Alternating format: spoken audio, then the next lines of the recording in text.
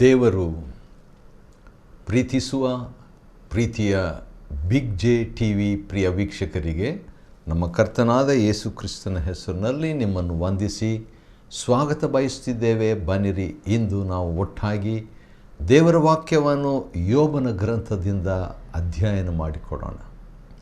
ಇಂದಿನ ನಮ್ಮ ಅಧ್ಯಯನ ಯೋಬನ ಗ್ರಂಥ, ದ ಬುಕ್ ಆಫ್ ಜೋಬ್, ಚಾಪ್ಟರ್ 7, 7ನೇ ಅಧ್ಯಾಯ. ಯೋಬನ ಒಂದು ವಿಷಯವಾಗಿ ದೇವರಿಗೂ ಸೈತಾನಿಗೂ ಒಂದು ಮಾತುಕತೆ, ಸಂಭಾಷಣೆ ಅಥವಾ ಚಾಲೆಂಜ್ ಅಂತ ಕೂಡ ಹೇಳ್ಬೋದು. ಸೈತಾನ್ ಹೇಳಿದ್ದು, ನೀನು ಯೋಬನಿಗೆ ಸಿಂಪಲಾಗಿ ಹೇಳಬೇಕಾದ್ರೆ ಅಥವಾ ಅದರ ಸಾರಾಂಶ ಏನಂತ ಹೇಳಿದರೆ, ನೀನು ಯೋಬನನ್ನು ಆಶೀರ್ವದಿಸಿದ್ದಿ ದೇವರೇ, ಅದಕ್ಕಾಗಿ ಯೋಬನು ನಿನ್ನ ಮೇಲೆ ಭಯಭಕ್ತಿ ಇಟ್ಟಿದ್ದಾನೆ ಅಷ್ಟೇ. ಅದಕ್ಕೆ ಯೋಬನು, ಸರಿ, ಆ ಆಶೀರ್ವಾದಗಳನ್ನೆಲ್ಲ ತೆಗೆದುಬಿಡ್ತೇನೆ, ಈಗ ನೀನೇ ತೆಗೆದುಬಿಡಬೇಕಾದ್ರೆ. ಆದರೂ ಕೂಡ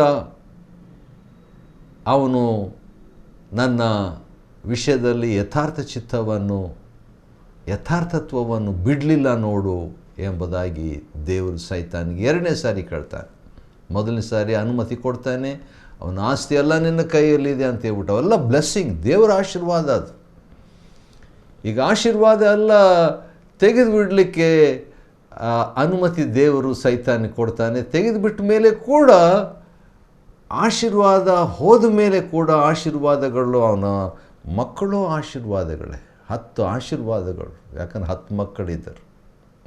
ಅವನಿಗೆ ಆಸ್ತಿ ಆಶೀರ್ವಾದಗಳು, ಎಷ್ಟೊಂದು ಒಂಟೆಗಳು, ಕುರಿಗಳು, ಕತ್ತೆಗಳು ಇವೆಲ್ಲ ಇದ್ದು. ಅವನ ಸೇವಕರು, ಕೆಲಸದವರು, ಒಬ್ಬರು ಕೆಲಸದವರು, 2 ಕೆಲಸದವರಿದ್ದರು. ಅಯ್ಯೋ, 2 ಕೆಲಸದವರಿದ್ದಾರೆ ಅವ್ರ ಮನೆಯಲ್ಲಿ ಅಂತ ಹೇಳ್ತೀವಿ. ಆದರೆ ಯೋಬನಿಗೆ ಭಾಳ ಕೆಲಸಗಾರರು ಭಾಳ ಜನ ಇದ್ದರು. ಅವನು ಸಿರಿವಂತನಾಗಿದ್ದ. ಸಿರಿವಂತಿಕೆ ದೇವರ ಆಶೀರ್ವಾದ. ಅವನು ದೇವರಲ್ಲಿ ಭಯಭಕ್ತಿಯುಳ್ಳವನಾಗಿದ್ದ, ಅದು ಕೂಡ ದೇವರ ಆಶೀರ್ವಾದವೇ. ಅವನು ಕೆಟ್ಟದ್ದನ್ನು ನಿರಾಕರಿಸುವವನಾಗಿದ್ದ, ಅದು ಕೂಡ ದೇವರ ಆಶೀರ್ವಾದವೇ. ಅವನು ನಿರ್ದೋಷಿಯಾಗಿದ್ದ, ವಾವ್, ನಿರ್ದೋಷಿ, ದೋಷರಹಿತನಾಗಿದ್ದ, ಅದು ದೇವರ ಆಶೀರ್ವಾದವೇ. ಭೌತಿಕ ಆಶೀರ್ವಾದ, ಆತ್ಮಿಕ ಆಶೀರ್ವಾದ. ಅವನು ಯಥಾರ್ಥ ಚಿತ್ತ ವ್ಯಕ್ತಿ ಆಗಿದ್ದನು, ಯಥಾರ್ಥ ಚಿತ್ತನಾಗಿದ್ದನು, ಅದು ದೇವರ ಆಶೀರ್ವಾದ. ಹೌದು, ದೇವರು ಯೆಹೋವನಿಗೆ ಮೊರೆ ಇಡುವವರು ಯಥಾರ್ಥವಾಗಿ ಮೊರೆ ಇಡುವುದಾದರೆ ಆತನು ಹತ್ತಿರವಾಗಿ ಇದ್ದಾನೆ. ಕೀರ್ತನೆ 145:18. ಆದ ಕಾರಣ ಆತ್ಮಿಕ, ಭೌತಿಕ, ಮಾನಸಿಕ, ದೈಹಿಕ ಇವೆಲ್ಲ ಆಶೀರ್ವಾದಗಳು, ಕೌಟುಂಬಿಕ ಆಶೀರ್ವಾದ, ದೊಡ್ಡ ಆಶೀರ್ವಾದ ಅದು. ಅದೆಲ್ಲ ಕೂಡ ಆಶೀರ್ವಾದಗಳು ಯೋಬನಿಗಿದ್ದು. ಈಗ ದೇವರು ಅವನಿಗೆ ಮೊದಲನೇ ಸಾರಿ ಸೈತಾನಿಗೆ ಅನುಮತಿ ಕೊಟ್ಟ ಹಾಗೆ 2ನೇ ಸಾರಿ ಕೂಡ ಅನುಮತಿ ಕೊಡ್ತಾನೆ. ಆ ಅನುಮತಿಯ ನಿಮಿತ್ತವಾಗಿ ಸೈತಾನು ಅವನಿಗೆ ದೈಹಿಕ ಆಶೀರ್ವಾದವನ್ನೆಲ್ಲ ತೆಗೆದುಬಿಟ್ಟು ಇದ್ದಂಥ ವೇಳೆಯಲ್ಲಿ ಏನಾಗ್ತದೆ, 3 ಸ್ನೇಹಿತರು ಬಂದು ಅವನ ಗುರುತು ಹಿಡಿಯದೆ ಕೂತ್ಕೊಂಡು 7 ದಿನಗಳವರೆಗೆ ಅಲ್ಲೇ ಇರ್ತಾರೆ. ಅದಾದ ನಂತರ ನಾಯಕನಾಗಿರುವಂಥ, ನಾಯಕ ಅಂತ ಹೇಳ್ಬೋದು, ಯಾಕಂತ ಹೇಳಿದ್ರೆ ಮೊದಲನೇದಾಗಿ ಮಾತಾಡ್ತಾನೆ. ಈ ಸ್ನೇಹಿತರು, 3 ಸ್ನೇಹಿತರು, ಮೊದಲನೇವನ ಹೆಸರು ಎಲಿಫಾಜನು ಅಂತ ಹೇಳ್ಬಿಟ್ಟು. ಎಲಿಫಾಜ್ ಅಂತ ಹೇಳಿದರೆ ದೇವರ ಶುದ್ಧ ಬಂಗಾರ, ದೇವರ ಶುದ್ಧತ್ವ ಎಂಬ ಹೆಸರಿನ ಅರ್ಥ ಇರುವಂಥ ಎಲಿಫಾಜನು ಮಾತಾಡ್ತಾನೆ. ಅದಕ್ಕಿಂತ ಮುಂಚಿತವಾಗಿ ಯೋಬನು 3ನೇ ಅಧ್ಯಾಯದಲ್ಲಿ ಸ್ಟಾರ್ಟ್ ಮಾಡ್ತಾನೆ. 47 ವಿಷಯಗಳನ್ನು ನಕಾರಾತ್ಮಕವಾಗಿ ಅರಿಕೆ ಮಾಡಿದ ಮೇಲೆ ಎಲಿಫಾಜನು ಅದಕ್ಕೆ 4-5 ಅಧ್ಯಾಯಗಳಲ್ಲಿ 3ನೇ ಅಧ್ಯಾಯದಲ್ಲಿ ಮಾತನಾಡಿದಂಥ ಯೋಬನ ಮಾತಿಗೆ ಪ್ರತಿಕ್ರಿಯೆ, ರೆಸ್ಪಾನ್ಸ್ ನೀಡ್ತಾನೆ ರೀ. ನೀಡಿದ ಮೇಲೆ 4-5 ಅಧ್ಯಾಯಗಳಲ್ಲಿ ಪ್ರತಿಕ್ರಿಯೆ ನೀಡಿದಂಥ ಆ ಎಲಿಫಜನ ಮಾತಿಗೆ ಈಗ ಉತ್ತರ ಕೊಡಬೇಕಲ್ಲ. ಆದ ಕಾರಣ ಯೋಬನು ಈಗ 6-7 ಅಧ್ಯಾಯಗಳಲ್ಲಿ ಯೋಬನು ಈಗ ತನ್ನ ಪ್ರತ್ಯುತ್ತರವನ್ನು, ಪ್ರತಿಕ್ರಿಯೆಯನ್ನು, ತನ್ನ ಅಭಿಪ್ರಾಯವನ್ನು, ತನ್ನ ತೀರ್ಮಾನವನ್ನು ಅಥವಾ ಅನಿಸಿಕೆಗಳನ್ನು ವ್ಯಕ್ತಪಡಿಸ್ತಾನೆ. 6ನೇ ಅಧ್ಯಾಯದಲ್ಲಿ ಈಗಾಗಲೇ ಎಲಿಫಜನಿಗೆ ಯೋಬನು ಮಾತಾಡಿಬಿಟ್ಟು 7ನೇ ಅಧ್ಯಾಯದಲ್ಲಿ ನಾವು ನೋಡುವಾಗ ಭೂಲೋಕದಲ್ಲಿ ಮನುಷ್ಯನಿಗೆ ದುಡಿಯುವ ವಾಯ್ದೆ ಉಂಟಲ್ಲ, ಅವನ ದಿನಗಳು ಕೂಲಿಯವನ ದಿನಗಳಂತೆ ಕಳೆಯುತ್ತವೆ. ಇದು ಯೋಬನ ಒಂದು ಗಮನಿಸಿದಂಥದ್ದು ಮತ್ತು ತನ್ನ ಅನುಭವ ಕೂಡ. 7 ದಿವಸ 8ನೇ ದಿವಸಕ್ಕೆ ಅವರು ಕಾಲಿಟ್ಟಿದ್ದಾರೆ. 8ನೇ ದಿವಸಕ್ಕೆ ಬಂದಿದ್ದಾರೆ. ಸ್ನೇಹಿತರೆಲ್ಲರೂ ಊಟ ಮಾಡಿದರು, ಬ್ರೇಕ್ಫಾಸ್ಟ್ ಮಾಡಿದರೆ ಏನೋ ಗೊತ್ತಿಲ್ಲ. ಆದರೆ ಸಂಭಾಷಣೆ, ಆಳವಾದ ಸಂಭಾಷಣೆಯಲ್ಲಿ ತೊಡಗಿದ್ದಾರೆ. ಆತ್ಮಿಕವಾದ ಸಂಭಾಷಣೆಯಲ್ಲಿ ತೊಡಗಿಬಿಟ್ಟಿದ್ದಾರೆ. ತತ್ವಜ್ಞಾನ ಬೇರೆ ಬರ್ತಾ ಇದೆ, ಅನುಭವ ಕೂಡ ಬರ್ತಾ ಇದೆ. ನಾನೀಗಾಗಲೇ ಹೇಳಿದ ಹಾಗೆ ಯೋಬನ ಗ್ರಂಥದಲ್ಲಿ ನೋಡುವಾಗ 7 ಪ್ರಸಂಗಿಗಳ ಒಂದು ಸಂಗತಿಯನ್ನು ನಾವು ಇಲ್ಲಿ ನೋಡ್ತೇವೆ. ದೇವರು ಪ್ರಸಂಗಿ, ಸೈತಾನನು ಪ್ರಸಂಗಿ, ಯೋಬನು ಪ್ರಸಂಗಿ, ಎಲಿಫಜನು ಪ್ರಸಂಗಿ, ಮತ್ತು ಬಿಲ್ದಾದನು ಪ್ರಸಂಗಿ, ಮತ್ತು ಚೋಪರನು ಪ್ರಸಂಗಿ, ಮತ್ತು ಸ್ವಲ್ಪ ಕಾಲ ಆದ ನಂತರ ಇನ್ನೊಬ್ಬನು ಪ್ರಸಂಗಿ ಬರ್ತಾನೆ, ಅವನು ಕೂಡ ಪ್ರಸಂಗಿನೇ. ಅವನ ಹೆಸರು ಎಲಿಹು ಅಂತ ಹೇಳಿಬಿಟ್ಟು ಈ ರೀತಿಯಾಗಿ ಪ್ರಸಂಗಿಗಳು ಒಟ್ಟಾಗಿ ಸೇರಿ ಮಾತಾಡಿಕೊಂಡ್ರೆ ಹೇಗಿರ್ತದೆ? ಎಲ್ಲರೂ ಒಪ್ಪಲ್ಲ. ಒಬ್ಬರು ಒಪ್ತಾರೆ, ಒಬ್ಬರು ಅದಕ್ಕೆ ಆಳ ಅರ್ಥವಾಗಿ ಅರ್ಥ ಬಿಡಿಸ್ತಾರೆ, ಇನ್ನೊಬ್ಬರು ಅದಕ್ಕೆ ಕಾಂಟ್ರಡಿಕ್ಟ್ ಮಾಡ್ತಾರೆ, ಅದು ಸರಿಯಲ್ಲ ಎಂಬುದಾಗಿ ಹೇಳ್ತಾರೆ.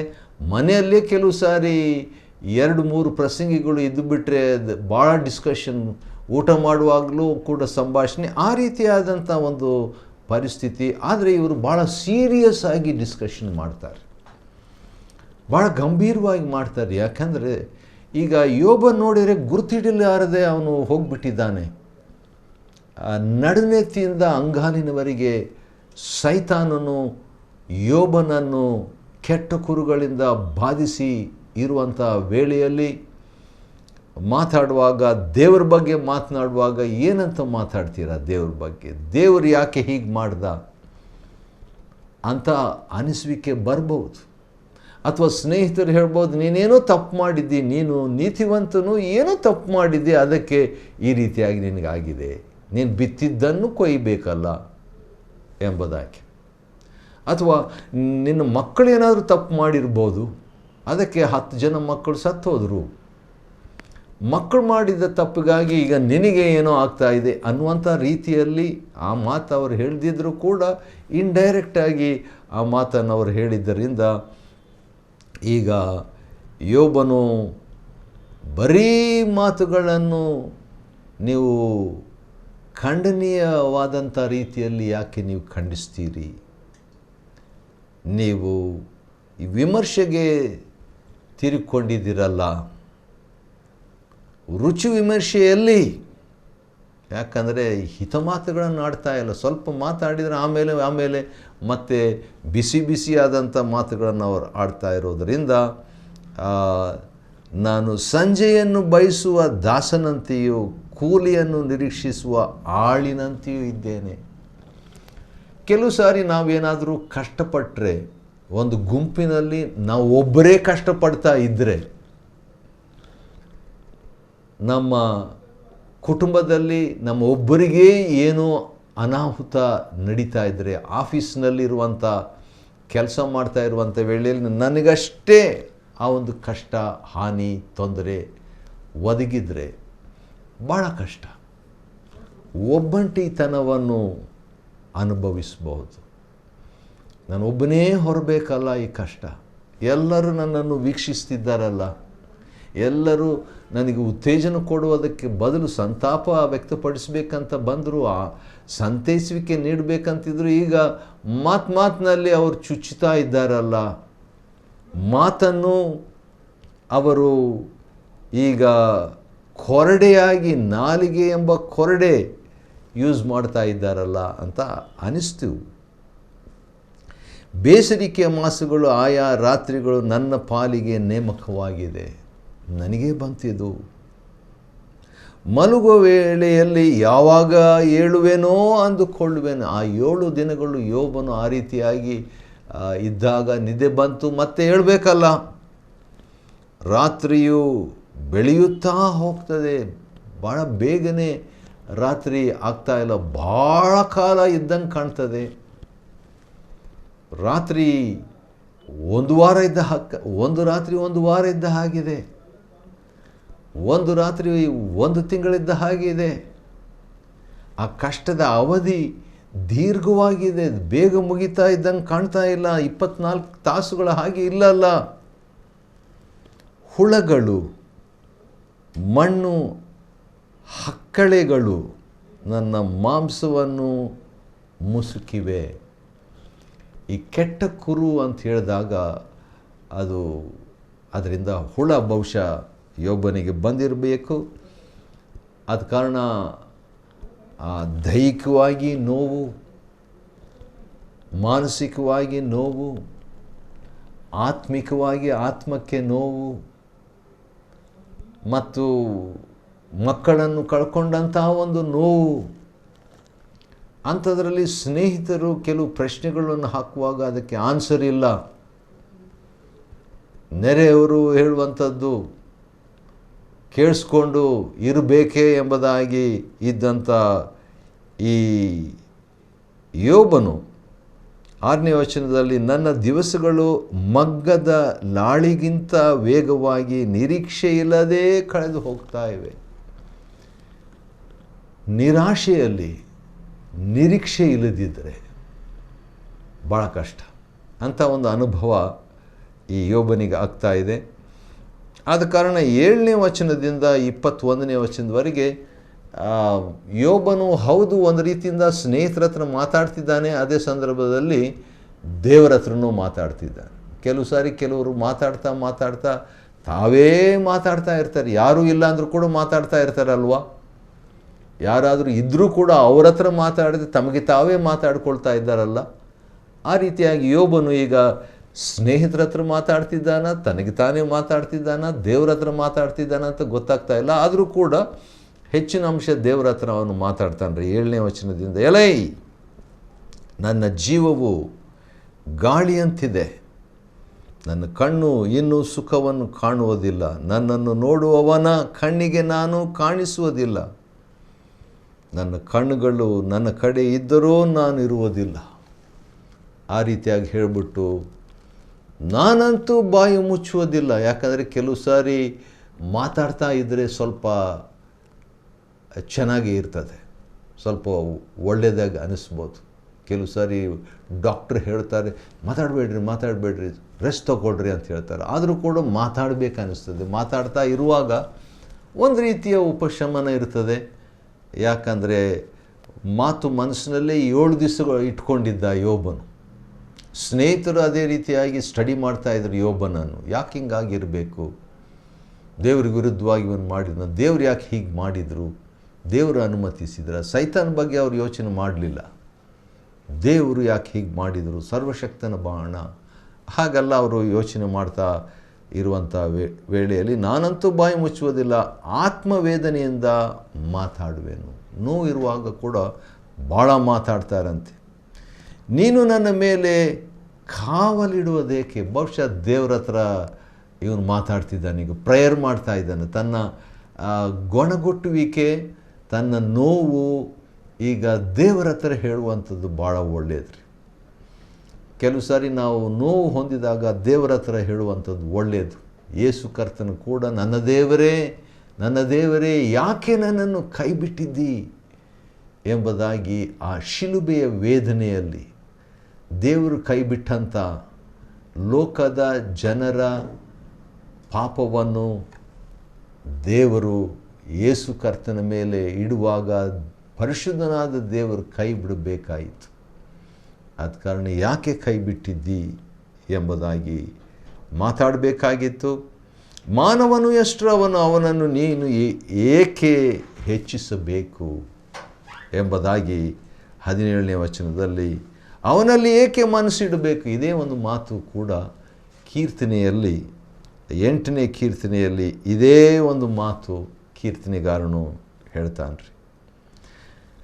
ದಿನಂಪ್ರತಿಯೂ ಅವನ ಮೇಲೆ ಲಕ್ಷ್ಯವಿಟ್ಟು ಕ್ಷಣ ಕ್ಷಣವೂ ಅವನನ್ನು ಪರಿಶೋಧಿಸುವುದೇಕೆ.